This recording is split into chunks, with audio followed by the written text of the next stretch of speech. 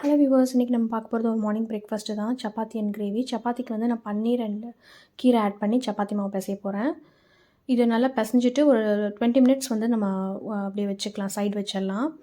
மீன்வாயில் வந்து நம்ம கிரேவியும் ரெடி பண்ணி எடுத்துக்கலாம். அதுக்கு வந்து நான் கொஞ்சம் ஆயில் போட்டு ஹோல் ஸ்பைசஸ் போட்டுட்டு அதை நல்லா பொரிஞ்சோன்னே 2 சின்ன மீடியம் சைஸ் வெங்காயம் வந்து ஆட் பண்ணிக்கிறேன்.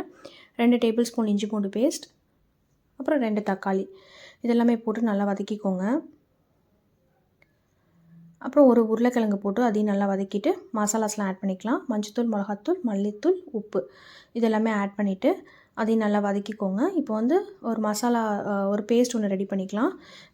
தேங்காய், சோம்பு, கொஞ்சமாக பொட்டுக்கடலை திக்னஸ்க்காக.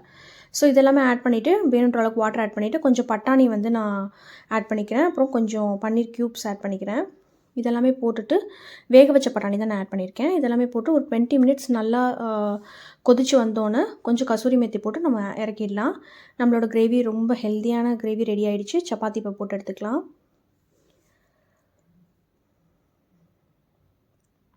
கொஞ்சமாக கீ ஆட் பண்ணி நான் வந்து ஃப்ளிப் பண்ணி எடுத்துக்கிறேன்.